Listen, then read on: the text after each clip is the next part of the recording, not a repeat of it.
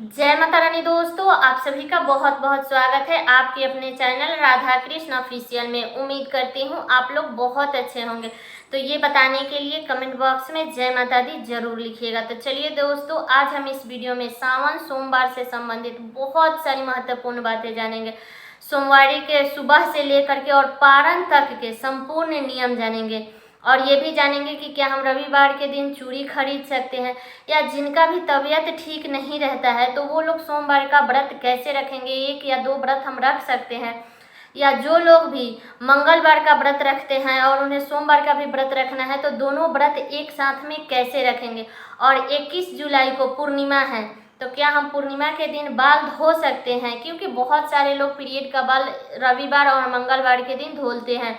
तो क्या हम रविवार के दिन पीरियड वाला बाल धो सकते हैं।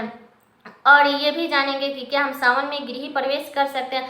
तो बहुत सारी महत्वपूर्ण बातें आज हम इस वीडियो में जानेंगे। तो आप लोग वीडियो के लास्ट तक बने रहिएगा, वीडियो को थोड़ा ध्यान से सुन लीजिएगा। तो चलिए वीडियो को शुरू करते हैं और जान लेते हैं सभी महत्वपूर्ण बातें। तो सबसे पहले बता दूं कि सावन का पावन महीना 22 जुलाई से शुरू हो रहा है, दिन है सोमवार और ये 19 अगस्त को समाप्त हो जाएगा। तो लास्ट उस दिन सोमवार ही भी है, तो उस दिन लास्ट सोमवारी का व्रत है और उस दिन रक्षाबंधन भी है, पूर्णिमा भी है। तो अब चलिए जान लेते हैं कि जिनका भी तबीयत खराब रहता है वो लोग सोमवारी का व्रत कैसे रखेंगे। 1 या 2 व्रत रख सकते हैं।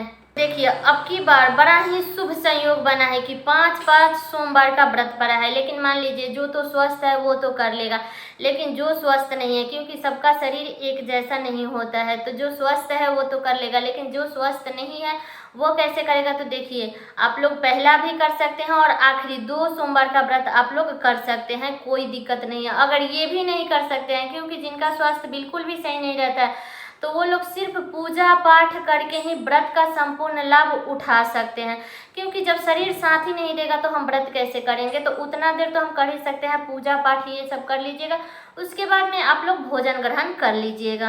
अब चलिए जान लेते हैं कि जो लोग भी मंगलवार का व्रत करते हैं तो वो लोग सोमवार के व्रत कैसे करेंगे। तो देखिए, अगर आप साप्ताहिक मंगलवार का व्रत कर रही हैं, अगर आप स्वस्थ हैं तो दोनों दिन का कर लीजिए। अगर आप स्वस्थ नहीं हैं तो आप लोग सोमवार के दिन शिव जी की विधि विधान से पूजा कर लीजिएगा, क्योंकि जितना होता है उतना ही हमें करना है। अगर मान लीजिए हमारा स्वास्थ्य सही नहीं है और हम 2-2 व्रत कर लेते हैं, क्योंकि 1-2 तो करना नहीं है, 5-5 सोमवार का व्रत पड़ रहा है तो लेना का देना पड़ जाएगा। तो हमें ऐसा कार्य नहीं करना है, जितना हो रहा है उतना ही करना है। आप लोग सोमवार के दिन पूजा पाठ कर लीजिएगा, इसके बाद में आप लोग भोजन कर लीजिएगा और मंगलवार का अपना व्रत रख लीजिएगा। नहीं तो अगर आप स्वस्थ हैं तो आप सोमवार के दिन भी व्रत कर रख सकती हैं और मंगलवार के व्रत भी रख सकती हैं। तो आप अपने स्वास्थ्य को देख करके तब आपको कार्य करनी है, ये नहीं कि हमें व्रत के चक्कर में अपना स्वास्थ्य नहीं बिगाड़ना है। तो इस बात का आप लोग ध्यान रखिएगा। चलिए, सावन सोमवार के व्रत के दिन के सुबह से लेकर के और अगले दिन पारण तक के संपूर्ण नियम जान लेते हैं। तो देखिए, 22 जुलाई को सावन का पहला सोमवार दिन है, तो उस दिन हमें सुबह में जल्दी उठना है, ब्रह्म मुहूर्त में उठना है और अपने नित्य कर्मों से नियमित होकर के हमें स्नान कर लेना है। स्नान करने के बाद में हमें साफ स्वच्छ वस्त्र धारण कर लेना है। ये नहीं कि हमें कोरा ही कपड़ा पहनना है, नहीं, हमें साफ स्वच्छ वस्त्र धारण करना है। और उस दिन ध्यान रखना है कि हमें ब्रश नया चाहिए, या तो दातुन मिल जाता है तो सबसे अच्छा है, नहीं तो आप लोग ब्रश रख लीजिएगा। रात में सोने से पहले, रविवार के रात में सोने से पहले जो पहले से आप ब्रश यूज करती है उससे धुल लीजिए। उसके बाद सोमवार के दिन आप लोग नया वाला ब्रश यूज कर लीजिएगा या दातुन से धो लीजिएगा।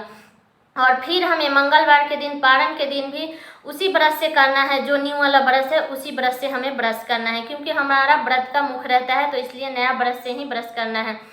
तो साफ स्वच्छ वस्त्र धारण कर लीजिएगा। इसके बाद में हमें 16 श्रृंगार कर लेना है। अगर आपके पास में सिंदूरा है तो सुहाग का व्रत है और हमें सिंदूरा से ही सिंदूर लगाना चाहिए। 16 श्रृंगार करके ही हमें शिव जी की पूजा करनी चाहिए, क्योंकि और भी देवी देवता का पूजा है तो थोड़ा बहुत कर लेते हैं तो चल जाता है, लेकिन शिव जी की जो पूजा है वो सज सवर के ही करना चाहिए। तो सिंदूरा से सिंदूर लगा लीजिएगा, गले में मंगलसूत्र पहन लीजिएगा, पैर में महावर लगा लीजिएगा और हाथ में मेहंदी लगा लीजिएगा, जो कि बड़ा ही शुभ होता है। सावन का दिन है तो ये सब हमें 16 श्रृंगार करके ही हमें शिव जी की पूजा करनी है। तो विधि विधान से आप लोग पूजा कर लीजिएगा। चाहे तो घर में पार्थिव भी बना करके आप लोग पूजा कर सकती है, फोटो पर भी कर सकती है, या आप लोग शिवलिंग कितने लोग घर में रखते हैं तो उस पर भी आप लोग विधि विधान से पूजा कर सकती हैं। अगर आसपास में मंदिर है तो मंदिर में आप लोग पूजा जरूर कीजिएगा, क्योंकि शिव जी के मंदिर में जा करके अगर हम अभिषेक करते हैं, दूध, दही, घी, गंगा जल, 5 चीज़ों से हमें अभिषेक करना रहता है। या तो अगर आप 5 चीज़ों से नहीं कर सकते हैं तो सिर्फ दूध से भी कर सकती है, या सिर्फ गंगा जल से भी कर सकती है, और नहीं तो ये सब 5 चीज़ें मिला करके एक ही लोटिया में रख के और आप अभिषेक कर सकती है। वैसे तो उस दिन मंदिर में बहुत ज़्यादा भीड़ रहता है, तो वहाँ का देख करके तभी हमें अभिषेक करना है, क्योंकि ये नहीं कि हाँ भीड़ में जा कर के किसी को पूजा करने का जगह नहीं मिल रहा है और हम शांति से जाके अभिषेक कर रहे हैं, तो ऐसा कार्य हमें नहीं करना है।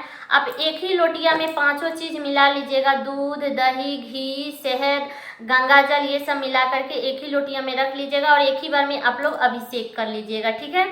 और इस दिन हमें शिव जी के मंत्रों का जाप करना चाहिए। ओम नमः शिवाय का हमें मंत्र का जाप करना चाहिए 11 बार, 21 बार, 51 बार, या महामृत्युंजय मंत्र का आप लोग जाप कर सकते हैं, जो कि बड़ा ही शक्तिशाली होता है। या आप चाहे तो गंगा जल से अभिषेक कर ले, या नहीं तो साधारण जल से भी अभिषेक किया जाता है, कोई दिक्कत नहीं है। चलिए जान लेते हैं कि बहुत सारे लोग हैं जो पार्थिव शिवलिंग बना करके अपने घर में पूजा करते हैं। तो अगर आप पार्थिव शिवलिंग बना करके आप अपने घर में पूजा कर रही हैं तो पूजा करने के बाद में उसको शाम में विसर्जन कर दीजिएगा। और जो लोग भी, क्योंकि बहुत सारे लोग हैं जो प्रदोष काल में शिव जी का पूजा करते हैं, तो वो लोग प्रदोष काल में पार्थिव शिवलिंग बना करके पूजा करते हैं, तो वो लोग अगर शाम में पूजा करते हैं तो उस दिन उसको विसर्जन ना करें, अगले दिन करें। इस बात का ध्यान रखिएगा कि भूल से भी हमें उस दिन पार्थिव शिवलिंग का विसर्जन नहीं करना है। जो लोग सुबह में कर लेते हैं वो अपना शाम में विसर्जन कर देंगे, लेकिन जो लोग शाम में करते हैं तो वो लोग अगले दिन ही विसर्जन करेंगे, ठीक है। तो पूरे विधि विधान से हमें शिव जी की पूजा करनी है, मंदिर में भी पूजा करनी है, घर में भी पूजा करनी है। और फिर हमें अगले दिन 23 जुलाई को मंगलवार के दिन सुबह में फिर से हमें उठ करके और फिर से हमें अपने नित्य कर्मों से निमित्त हो करके और पूजा पाठ फिर से हमें करके और उसी शुद्ध ब्रश से आप लोग ब्रश कीजिएगा। ये नहीं कि जो पहले से कर रहे हैं जूठा है उसी को पारण के दिन मुख में डालेंगे, नहीं, नया वाला ब्रश से आप लोग ब्रश कर लीजिएगा। इसके बाद में आप लोग पूजा पाठ आप अपने घर में कर लीजिएगा। जो भी समय मिलता है मंगलवार के दिन 5 मिनट का ही समय मिलता है, लेकिन पूजा कर लीजिएगा। पूजा करने के बाद में आप लोग शुद्ध सात्विक भोजन करके ही पारण कीजिएगा। लहसुन, प्याज, मांस, मदिरा का सेवन मत कीजिए। ऐसे तो सावन में सारी बहनें मेरी समझदार है, कोई तो ऐसे मीट मछली तो खाता नहीं है, लेकिन फिर भी मैं बता दे रही हूँ कि लहसुन प्याज खा करके हमें व्रत का पारण नहीं करना है और ना ही मांस मदिरा का सेवन करना है। तो इस बात का आप लोग ध्यान रखिएगा। अब चलिए अगला नियम जान लेते हैं। तो बता दूं कि सावन के सोमवार में, कोई भी सोमवार के दिन, ये नहीं कि पहले ही सोमवार के दिन, नहीं, कोई भी सोमवार के दिन आप लोग श्रृंगार का सामान माता पार्वती को जरूर चढ़ाइएगा और उस श्रृंगार को आप खुद यूज कीजिएगा, क्योंकि माता पार्वती को अखंड सुहाग का वरदान रहता है। कोई भी सुहाग का व्रत है, चाहे तीज का, करवा चौथ का, सोमवती अमावस्या का, तो ये सब में हम शिव जी की ही पूजा करते हैं। तो ये तो सावन का दिन है, शिव जी का महीना है, तो इसलिए आप लोग क्या कीजिएगा कि श्रृंगार के सामान, चूड़ी, बिंदी, मेहंदी, ये सब श्रृंगार का सामान आप लोग जरूर चढ़ाइएगा माता पार्वती को और चढ़ा करके खुद यूज कीजिएगा।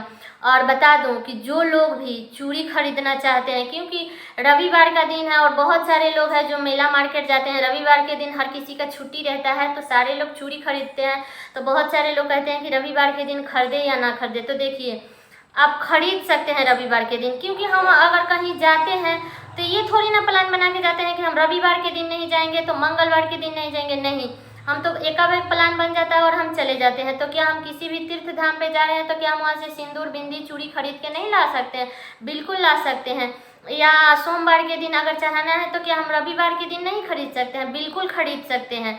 लेकिन एक बात का ध्यान रखिएगा, खरीद लीजिएगा लेकिन यूज मत कीजिएगा। उसको खरीद के लाइए, भगवान को स्पर्श करा के भगवान को चढ़ा करके इसके बाद आप लोग अपने हाथ में पहन सकते हैं। और जो लोग भी कल रविवार के दिन अगर वो लोग हरी चूड़ी खरीदना चाहते हैं तो वो लोग खरीद सकते हैं। अगर आपके पास में पहले से रखा हुआ है तो वो हरी चूड़ी पहन करके आप पूजा कर ले। वैसे तो सब किसी के पास में हरा चूड़ी पड़ा रहता है, तो वो पहन करके आप पूजा कर लें। इसके बाद में जो चूड़ी खरीद के लाइएगा उसको पहले माता पार्वती को चढ़ा दीजिएगा, इसके बाद में आप पहन सकते हैं, कोई दिक्कत नहीं है। और एक बात बता दूँ कि जो लोग भी व्रत रखते हैं, दोनों दिन का अगर आप व्रत रखना चाहते हैं तो देखिए, ये तो निर्जल व्रत नहीं है, ये तो खाने पीने वाला व्रत है। पानी का सेवन करना है, पानी के सहारे भी इस व्रत को किया जा सकता है। ये नहीं है कि दोनों दिन का व्रत निर्जल है तो थोड़ा दिक्कत होगा, नहीं। आप लोग फल फ्रूट खा सकते हैं, साबूदाना खा सकते हैं, शकरकंद खा सकते हैं, लौकी खा सकते हैं, मूंगफली खा सकते हैं। तो ये खाने पीने का व्रत है। तो अगर आपका स्वास्थ्य सही है तो दोनों दिन का व्रत कर लीजिए, सबसे अच्छा है। अगर आपका स्वास्थ्य सही नहीं है तो आप एक दिन का व्रत कर लीजिए। तो ये बातें क्लियर हो गई। तो आप लोग ध्यान से श्रृंगार के सामान जरूर चढ़ा दीजिएगा, और 16 श्रृंगार करके ही हमें शिव जी की पूजा करनी है। तो इस बात का आप लोग ध्यान रखिएगा। पैर में महावर जरूर लगा लीजिएगा, मंगलसूत्र जरूर पहन लीजिएगा, क्योंकि शिव जी का व्रत है, सुहाग का व्रत है और सावन का पावन महीना है। तो इसलिए आप लोग क्या कीजिएगा कि सज सवर के ही शिव जी की पूजा कीजिएगा। तो सारी बातें क्लियर हो गई। और बता दो कि जिसको भी गृह प्रवेश करना है तो आप अपना पंचांग ब्राह्मण से दिखा लीजिएगा। ऐसे तो सावन में और कार्तिक में दोनों महीना में गृह प्रवेश कर सकते हैं, कोई दिक्कत नहीं है, आप लोग कर लीजिएगा। लेकिन एक बार आप अपना पंचांग पंडित जी से दिखा लीजिएगा, ब्राह्मण से दिखा लीजिएगा, वो जो कहते हैं वही आपको करना है, ठीक है।